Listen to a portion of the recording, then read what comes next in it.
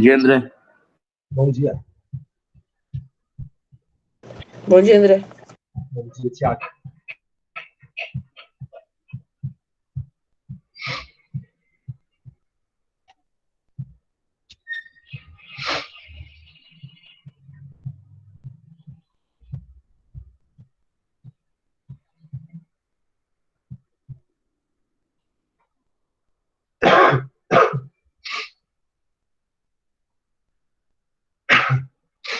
Tá gravando já. Eu queria esse acesso de tosse. Quem falta? Estela, Matheus, Camila. Oi, Nancy. Na aula passada, a gente estava falando sobre os movimentos de contestação do regime militar, né? As músicas. Foi, né? Foi. Então, a gente estava falando sobre as músicas lá, daquele movimento contra a ditadura militar, que passaram pela censura, acabaram passando pela censura, e que acabaram virando hinos, né, do movimento pelas diretas, já que nós vamos falar hoje. E eu fiquei de terminar hoje o regime militar, que vocês têm uma tarefa para a próxima aula, segundo o planejamento. Lá estão as questões que vocês têm que responder. A gente viu já o governo do Castelo Branco, lembra disso? O que governava com AI-1 ao 4, o AI-1, aquele que estabelecia o fechamento do Congresso, eleições diretas para presidente, o AI-2, que falava do bipartidarismo, só a Arena, o MDB, você tem que saber. O AI-3, que falava de eleições indiretas para governador do Estado, e que o governador do Estado indicaria os prefeitos não eram eleitos, nem governador, era indireto. E o AI-4, aqui tem alguém chegando, nessa tela. Perdi. Aqui. Que vai aprovar a Constituição de 1967 e... Cadê? Aqui. Não. Cadê? Aqui. O AI-4 que falava da Constituição de 1967 e que falava da lei de imprensa, da censura, que estabelecia a censura na imprensa, falava da lei da segurança nacional, dos julgamentos militares, etc. Tudo o AI-1 ao AI-4 do Castelo Branco. Depois veio o Costa e Silva, que nós já falamos também. Costa e Silva é o AI-5. Esse aqui é um presidente chamado de linha dura. O outro lá era uma linha mais moderada. O Castelo Branco era uma linha moderada. Não era tão rigoroso.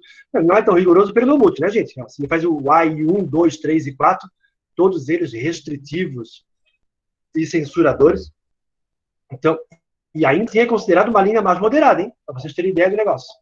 O Costa e Silva e o Médici, que nós falamos na aula passada também, na aula retrasada, nós falamos sobre o Médici, que eram os chamados linha dura, o Costa e Silva e o Médici. Aqui também, linha dura. Eu não sei se a gente chegou a falar sobre o milagre econômico. São 3 turmas. Falamos. Falamos? Então, ó, a ideia do milagre econômico, né, do crescimento econômico, na época do Médici, a quantidade de investimentos de multinacionais, de empréstimo que os militares pegavam com os Estados Unidos, muito empréstimo. Aliás, boa parte da nossa dívida externa está aí, a maior parte dela está aí, nesse período. Os militares pegavam para construir uma infraestrutura no Brasil. Olha, Matheus, veio.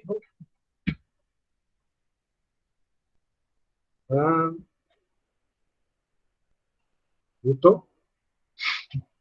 Oi, Matheus. Entrou? Conseguiu entrar? Matheus, você está aí?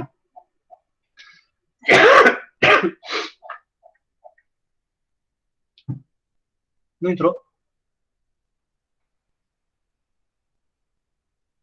Olha, preparador. Entrou? Não? Ué, o que deu? Não autorizei. Bom. Do milagre econômico, que tem a ver com o crescimento econômico do Brasil, mas que em 1973 teve uma crise mundial do petróleo e... Opa, deixa eu tirar esse negócio aqui. Uma crise mundial do petróleo, e essas potências pararam de investir no Brasil, o Brasil entra em crise.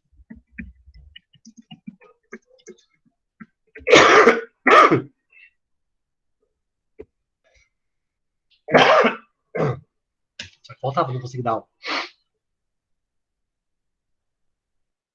Peraí.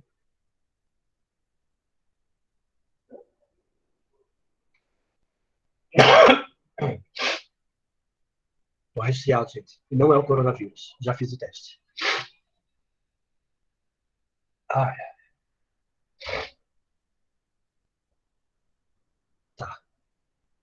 Tentar, peraí.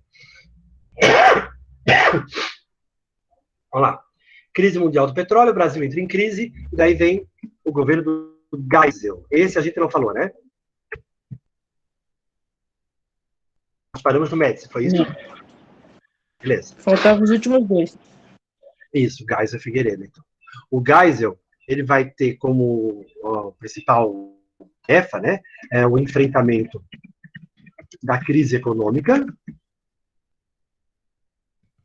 e ele dizia que ia fazer uma abertura lenta, gradual e segura do Brasil. O que quer dizer isso? O Geisel já está dizendo assim, quer ver? Ó, eu não consigo falar. O Geisel está dizendo assim, quer ver? Ó, nós vamos sair, os militares vão sair. Só que nós vamos fazer essa passagem da saída dos militares para os civis de uma forma lenta, gradual e segura. Lenta, vamos fazer aos poucos, gradualmente, e segura para evitar o crescimento da oposição, o crescimento, especialmente dos comunistas, né, que era considerado um grande perigo naquele momento, ou ainda é. Então, ele tocaria essa abertura lenta, gradual e segura. Tá? E talvez por conta do governo do Médici e do Costa e Silva, onde a oposição aos militares ficou muito grande, porque... Deixa eu ver se eu consigo explicar para vocês. Porque assim, ó, aquela classe média que apoiou os militares no primeiro momento, lá em 64, com medo do Jango, das reformas de base, aquela classe média que no primeiro momento apoiou os militares, a ditadura militar, chega um momento que essa classe média vai começar a recuar. Quando ela percebe que os militares centralizaram o poder de tal forma, e o negócio ficou tão autoritário, não era bem isso que a gente queria. Meio que cai em si, assim, que é bom, até crescimento econômico foi pro pau, já era. O Brasil está numa crise econômica, enfrentando isso, e ainda com uma dívida externa gigante. Não era só a crise econômica, é a crise econômica e agora uma dívida externa bilionária. Essa classe média que no primeiro momento achou que os militares eram a saída para o Brasil, começa a se dar conta que talvez tenha feito a escolha errada. Especialmente depois da morte do jornalista Vladimir Herzog. O Herzog era um jornalista, tipo William Bonner hoje em dia, bem famoso. Tá? E como todo jornalista, relatava fatos. E, por relatar fatos, ele acabou sendo chamado no DOI-CODE de operações especiais para interrogação. Para interrogatório. E contam que o Herzog foi torturado durante toda a noite nesse interrogatório, imagina, um jornalista famoso, né? E acabou não resistindo às torturas e morreu durante o interrogatório. Os militares forjaram no dia seguinte o suicídio do Herzog. Mas tem uma foto famosa, vocês podem pesquisar depois no Google, a foto que os militares vão usar como prova do suicídio dele. Eles vão dizer que o Herzog ficou com medo. Ele nem tinha sido interrogado ainda. Ele ficou com medo do interrogatório e se matou na cela dos porões do DOI-CODE. porque tinha feito alguma coisa errada, né? Era um subversivo, etc. E tal. Então, com medo do interrogatório, o Herzog tinha se matado. Mas a própria foto mostra isso, né? Quem é que se mata com o pé, enforcado com o pé no chão, gente? Ainda com a perna tortinha, assim, do lado. Muito visível que foi uma montagem, e que o Herzog, inclusive com relatos de pessoas que estavam presas no mesmo lugar, e que falam do Herzog ter sido torturado, de ouvir o Herzog sendo torturado, e a morte do Vladimir Herzog vai acabar causando uma comoção nacional, assim. É do tipo assim, pô, acho que foram longe demais agora. Mesmo aquele grupo que apoiou os militares no primeiro momento e achava que os militares era a saída para evitar o comunismo no Brasil ou uma implantação de uma ditadura comunista do proletariado, do tipo Cuba, Coreia do Norte, etc., esse grupo que no primeiro momento apoiou, agora dá um passo atrás e diz, estão indo longe demais. Até o Herzog mataram. O Herzog nem comunista era, não tinha... O Herzog dizia, não sou socialista, não sou comunista, sou um jornalista. É outra história. E daí esse grupo começa, então, a se opor ao governo Geisel. Não é à toa que ele fala que vai fazer uma abertura lenta, gradual e segura. E a oposição ficou tão grande nesse período, a tal ponto que nas eleições para deputado e Senado, o MDB, era o partido de oposição, lembra? Oposição tolerada, o MDB, Movimento Democrático Brasileiro, conseguiu maioria. A maioria dos deputados e senadores eleitos eram do MDB. Isso já mostra um descontentamento da população brasileira, um pé atrás da população brasileira. Porque se ela ainda estivesse apoiando o regime militar, ou a ditadura militar, ela votaria nos políticos da Arena. A Arena teria maioria. Mas a eleição de maioria do MDB durante o governo do Geisel, nas eleições de 73, se não me engano, durante o governo do Geisel, isso mostra que a população brasileira estava começando a ficar descontente, né, com a questão econômica e também com o governo ditatorial dos militares. E daí, para evitar esse crescimento da oposição,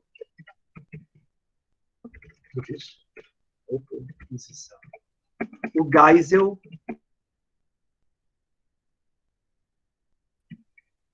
biônico. O que é isso? O que é uma coisa biônica? Tipo um robô assim, biônico. Não sei. Criada. Uma coisa biônica é uma coisa criada, uma coisa fabricada. O Geisel vai a senadores. O que era isso na prática, André? Como é que funcionava isso? Que 1/3 dos senadores eram escolhidos. Escolhido. 1/3 dos senadores era escolhido pelo presidente. Dessa forma, garantia maioria no Congresso e evitava o crescimento da oposição. Porque, assim, 1/3 dos senadores, que é quem dá a palavra final, tá, gente? O Senado. Até hoje, assim. Quem dá a palavra final é o Senado. Se 1/3... vou botar aqui, Esse, eu não sei se vocês estão registrando ou não no caderno de vocês, mas eu vou botar aqui no meu quadro. Esse 1/3 era óbvio, da Arena, partido que apoiava os militares. Então, esse 1/3 da Arena escolhido,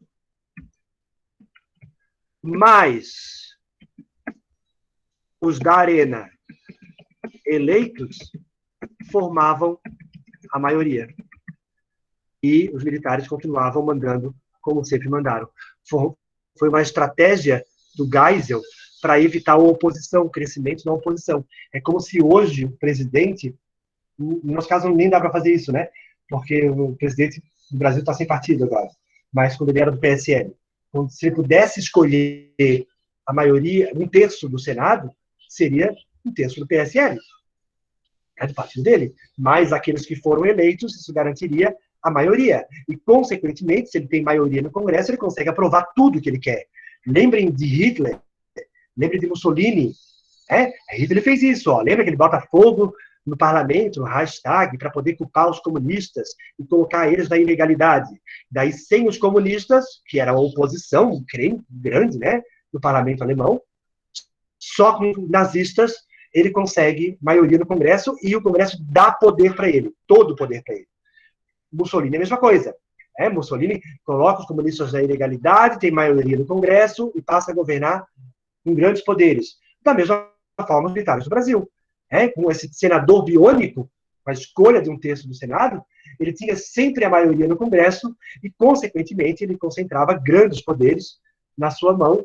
Tanto que o Congresso era fechado, né, não funcionava como funciona hoje. Ele era convocado para algumas reuniões. Não tinha essa rotina que tem hoje. Os congressos, hoje em dia, trabalham toda terça, quarta e quinta. Eles têm reunião no plenário, terça, quarta e quinta. Isso não quer dizer que eles não se reúnam nos outros dias. Se reúnem nas comissões, mas no Congresso mesmo, na terça, quarta e quinta, para aprovar ou não as leis aí do Brasil. Então, essa estratégia do Geisel foi para tentar evitar o crescimento do MDB e da oposição dentro do Congresso. Fora a oposição, fora do Congresso que estava crescendo, né? Mas não pode esquecer, aquele povo que estava na rua, brigando, os militares, que daí já não são tanto do MDB, já são mais de uma linha comunista, que os militares chamariam de subversivos. E não necessariamente comunista, tá, gente? Porque não precisa ser comunista para ser contra os militares. Acho que isso é importante a gente frisar, ressaltar. Eu não preciso ser comunista para ser contra a ditadura militar. Eu posso ser um democrata. Eu sou a favor da democracia. Por isso eu sou contra a ditadura militar. Eu sou a favor de que o povo eleja, de que o povo escolha, de que a maioria, tudo bem, eu aceito se eu perder, se não for o meu voto. Mas eu penso que a democracia é melhor que a ditadura. Tá vendo? Eu não preciso ser um comunista para me opor. Porque acabou ficando marcado, ou marcada, essa oposição acabou ficando marcada como quem era contra os militares era um comunista. Não precisa ser um comunista. Pode ser um democrata. Por exemplo, quem é contra o Lula é bolsonarista. Não precisa ser bolsonarista para ser contra o Lula. Ou quem é contra o Bolsonaro é petista. Não. Você pode ser contra o Bolsonaro, mas também ser contra o PT. Então, uma coisa não significa a outra, né? Aliás, acho que a gente está vivendo uma coisa muito parecida hoje em dia, né? Porque, assim, parece que apoiar o presidente Bolsonaro virou um antipetismo, ou apoiar o Lula virou um antibolsonarismo. Não é necessariamente isso. A mesma coisa nessa época. Ser contra a ditadura não era necessariamente ser um comunista. Podia ser um democrata, podia ser uma pessoa, podia ser, inclusive, um anarquista, né? Não é nem comunista. Podia ser qualquer outra coisa. Então, para evitar esse crescimento na política, o tal do senador biônico. Em 1978, nasceu, melhor professor de história, claro. Nasci em plena época do Geisel. Estou aqui ensinando história para vocês. Um evento que aconteceu durante o governo do Geisel. Não lembro, óbvio, né? Do Geisel eu não lembro. Mas do Figueiredo, eu lembro. É o próximo presidente. O Geisel aqui ainda, gente, nessa Constituição, ele vai fazer a lei de imprensa. A lei de imprensa é o que estabelece a censura mesmo, né? Tá bem forte. E depois o Figueiredo vai fazer a lei de anistia. O que é anistia? Quem sabe o que significa anistia?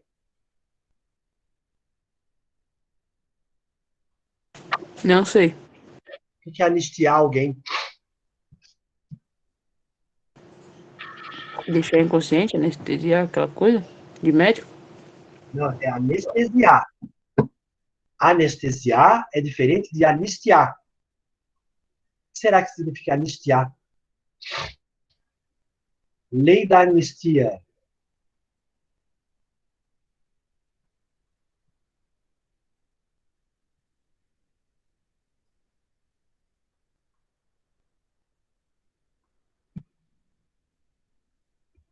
É uma lei que perdoava as pessoas pelos crimes políticos. Então, todos aqueles que eram considerados subversivos, presos por questões políticas, né? E também os exilados, aqueles que fugiram do Brasil, que tiveram que sair do Brasil, porque se opunham ao governo dos militares, Brizola, Tancredo, né? Ele teve que sair do Brasil, porque perdeu os direitos políticos, inclusive os Jânio Quadros, aquele que vocês conhecem, da Vassoura, esses caras vão ser perdoados. Okay? A lei da anistia era uma lei que perdoava, uma lei de abertura, tá vendo? Ela é uma lei mais tolerante. Mas, em troca do perdão dessas... Eles chamavam de crime político, né? Se colocar contra os militares, para eles era um crime político, mas, em troca, os militares não poderiam ser julgados pelo que fizeram durante a ditadura militar. Ou seja, aqueles torturadores, aqueles policiais que trabalhavam nos doicodes, esse grupo também não poderia ser processado pelos crimes que cometeram. Bom, daí não são nem crimes, né? Não posso chamar de crimes, porque, do ponto de vista da lei da anistia, eles não cometeram crime, eles cumpriram ordens. É diferente. Claro que isso aqui é bem discutível, né? Mas prefiro não discutir com vocês. Podem formar a opinião de vocês sobre o assunto. Aqui, claro que vale lembrar, tem um vídeo, uma entrevista, tá? Muito interessante no YouTube, com o general Leônidas, foi chefe do DOI-CODE no Rio de Janeiro. Ali, nessa entrevista, vocês podem ver como que os militares falam do regime militar. Ok? Qual é a posição dos militares. Mas é sempre bom vocês também procurarem relatos de pessoas que foram torturadas durante o regime militar, para vocês terem os dois lados. Os militares dizem que não houve tortura. O Leônidas, por exemplo, fala, esse general Leônidas, chefe do DOI-CODE do Rio de Janeiro, que é um dos maiores, né, mais importantes, vai falar que não teve tortura no DOI-CODE dele. Ele fala, ele ainda fala assim, quer ver? Nos outros eu não sei. Mas também, se teve, é porque os caras mereceram. Porque esses subversivos, eles eram guerreiros, ele vai dizer. Eles eram guerrilheiros, eles sabiam lutar. Então, eles mereciam, o Leônidas vai falar isso, mas no meu DOI-CODE não teve tortura. Por outro lado, a gente tem relatos de pessoas que foram torturadas. Então, para formarem essa opinião, acho que é importante sempre ouvirem os dois lados, né? E ver como que cada grupo, cada lado, se posiciona com relação a isso. Tá? De qualquer forma, vamos pensar aqui que a liberdade de expressão é um valor fundamental dentro de uma democracia. Eu posso não concordar, eu posso perder numa eleição, por exemplo, numa questão democrática, a maior parte da população quer uma coisa, eu perdi, beleza, eu tenho que aceitar. Né? Mas eu tenho o direito de me expressar, tenho o direito de falar. Agora, isso não pode também ferir a verdade, né? Que é o que está sendo muito discutido hoje em dia, por conta das fake news, que é a grande polêmica contemporânea. Nessa época, as fake news eram mais... existiam, né, gente? Controle, a censura, notícias que não eram, de fato, verdadeiras, também existiam. Mas era tanto quanto hoje, né? Vamos lá. Bom, o Figueiredo é o que vai vir para Floripa. E ele vai no Palácio do Governo, no Cruz e Souza, que vocês já devem ter visitado.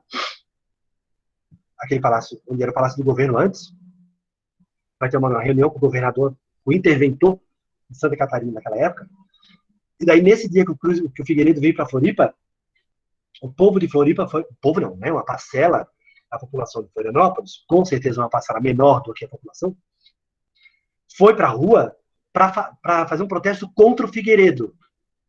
É chamado de Novembrada, porque foi em novembro. Então, ali na Praça 15, aquilo ali encheu de gente contra o Figueiredo, xingando o Figueiredo, os militares. Era um movimento contra a ditadura. Né? Que é interessante porque a gente tem essa ideia de que Floripa, e a gente inclusive já falou isso, eu acho, de que Floripa foi meio pacífica com relação a isso. A Novembrada mostra que não foi tão pacífica assim. Né? Aquele povo que foi para a rua contra o Figueiredo, inclusive teve uma mulher que na hora que o Figueiredo foi pegar o carro para ir embora, para ir para o aeroporto, uma mulher deu um tapa na cara do Figueiredo, imagina, o presidente. Isso mostra que Florianópolis não era tão pacífica como fala, ou tão de direita, né? Tão pró-arena. Quando se defende, algumas pessoas acabam falando sobre isso. Floripa não teve muito esse negócio de tortura, de perseguição, de prisão, porque não tinha muita oposição. Acho que a Novembrada mostra o contrário. A Novembrada mostra que tinha, sim. Talvez não tivesse a força que tinha o movimento de oposição do Rio de Janeiro, de Porto Alegre, de São Paulo. Afinal de contas, olhem, proporcionalmente falando, a população é muito menor do que esses lugares.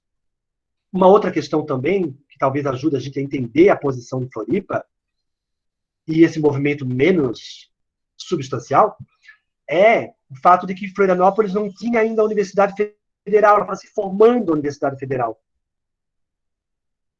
Esses movimentos de contestação, eles eram muito liderados pelos movimentos estudantis. Os estudantes iam para a rua contra os militares, né? Lideravam, capitaneavam essas greves, esses movimentos. E Floripa não tinha ainda a universidade, ela já estava formada, a universidade de hoje tem 60 anos, então ela estava se formando, ainda eram faculdades separadas, era a faculdade de Direito, faculdade de Medicina, faculdade de Filosofia, de Geografia, eram faculdades separadas, elas não tinham ainda se juntado para formar uma universidade de conhecimento, um lugar só, que a ideia da universidade tem a ver com isso, né? Juntar todos os cursos num lugar só, um universo de conhecimento. E isso enfraquecia o movimento estudantil, o fato de não ter uma universidade. E talvez por isso Florianópolis não apareça aí como uma cidade de grande oposição aos militares, ou de grande movimento contra os militares. Mas também teve.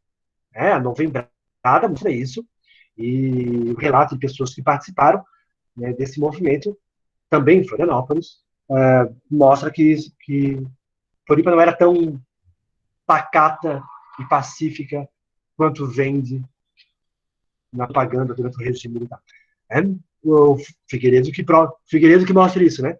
O Figueiredo e um lado do rosto dele que fala isso. Bom, o fato é que o Figueiredo vai seguir o projeto do Geisel de uma abertura lenta, gradual e segura, e vai convocar eleições. E nas eleições, a próxima eleição, um civil não militar vai ser eleito de forma indireta. Ok? Isso aqui é pegadinha de prova da minha, de qualquer professor de história, de vestibular. O Tancredo Neves, que vai ser eleito, o vice dele, o Sarney, que está vivo até hoje, eles vão ser eleitos de forma indireta. Então, já existiu o movimento pelas diretas, já desde a morte do Herzog, do povo na rua, cantando aquelas músicas, pedindo eleição direta, mas o Figueiredo tinha medo disso, né? Eleição direta pode levar alguém da oposição ao poder, então ele vai fazer eleição indireta. E o Tancredo Neves que é eleito de forma indireta. Gente, preste atenção nisso aqui, tá? Preste atenção nisso aqui. O Tancredo foi eleito de forma indireta, o Congresso é que elegeu, aquele colégio eleitoral que elegeu o Tancredo Neves, mas ele é um civil, ele não é militar. Ele vai ser o primeiro presidente civil eleito depois dos militares. Mas o Tancredo Neves não assume, ele não chega a assumir a presidência, porque ele morre dias antes da posse. Não, que azar, né? Dias antes da posse, o Tancredo Neves morreu. E aqui, isso aqui eu lembro. Eu lembro, por exemplo, na TV, era uma TV preta e branca na época, que minha família tinha. Eu lembro da minha mãe chorando, que passava lá a cena do velório, do enterro do Tancredo Neves, uma comoção nacional, porque o Tancredo Neves representava a esperança, né? Enfim, a gente vai deixar de ser, uma parcela da população, é claro, representava a esperança. André, Oi. se ele não chegou a assumir porque tem um monte de praça e rua com o nome dele, se ele nem foi Justamente, alguém importante. ele era um político importante já durante a ditadura militar, tá? Ele era do MDB, ele era da oposição tolerada, e ele representa justamente essa esperança de mudança. Talvez por isso ele tenha ficado tão famoso, mesmo não assumindo. Eu lembro da minha mãe chorando. A cena que eu tenho é de ver a cena na televisão, preta e branca, né, do velório, do caixão, e da minha mãe chorando porque o Tancredo Neves tinha morrido. Eu tinha 7 anos nessa época, mas eu lembro dessa cena, assim. O que era exatamente isso? É óbvio que eu não tinha a menor noção do que era regime militar, ditadura militar, etc. e tal, muito menos quem era o tal do Tancredo Neves. Quem vai assumir vai ser o Sarney. O Sarney, que era o vice, era da Arena. Olha, gente. Então, o Tancredo Neves era a esperança de mudança. O Sarney não é a esperança de mudança. O Sarney é civil. Ok? Ele não era militar. Mas ele era da Arena, que era alinhada aos militares. Então, toda a esperança que foi depositada na eleição do Tancredo, que mesmo tendo sido indireta, o povo depositou a esperança de mudança, enfim, acabou a ditadura militar, o Tancredo morre, e o Sarney assume, e o Sarney é um representante da Arena, ou seja, alinhado aos militares e alinhado a projetos dos militares, aquilo que os militares pensam de nação. Liberal, conservador, tradicional, parará, parará, parará, toda a ideologia do colégio militar. Então, a posse do Sarney foi meio que um banho de água fria, assim. Todo mundo estava bem quente com o Tancredo Neves, tomou um banho de água fria com a posse do Sarney. Tem uma informação que eu esqueci de colocar aqui, ó, do Geisel, é que ele revogou o AI-5.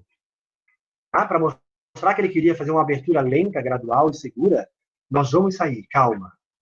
Ele revoga o AI-5, ou seja, ele volta atrás, ele desfaz o AI-5. Então, as pessoas passam a ter o habeas corpus novamente. Então, os direitos que foram tirados no AI-5 voltam para os cidadãos brasileiros. Isso aqui é uma informação que vocês precisam saber. Bom, pode também não saber. Não vão ser melhores por causa disso, mas se vocês souberem, olha lá, o pessoal que um dia vai fazer vestibular, o AI-5 é do Costa e Silva, mas foi revogado pelo Geisel. Isso é bem pegadinho de vestibular. Prova. Foi feito no Costa e Silva e revogado pelo Geisel. Geralmente, os vestibulares colocam que quem revogou foi o Figueiredo, porque ele foi o último. Então, todo mundo pensa, bom, ele foi o último, então ele revogou, né? Não. Quem revogou foi o Geisel. O AI-5. E começa a abertura. Né? Inclusive, o Geisel vai retomar relações com a União Soviética, vai tentar ser mais independente com relação aos Estados Unidos, né? Para fazer essa abertura lenta, gradual e segura. Que acabou com o Sarney. Então, foi uma abertura mais ou menos. Bem, mais ou menos. Buenas. E daí a gente começa a república, que a gente chama de república contemporânea. São os presidentes civis, mas isso a gente vai ver como cenas dos próximos capítulos.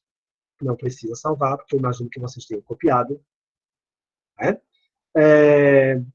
Assim, finalizamos a aula de hoje. Não esqueçam que tem tarefa para a próxima aula. Sugestão, não fez tarefa, não vem para a aula. Ok?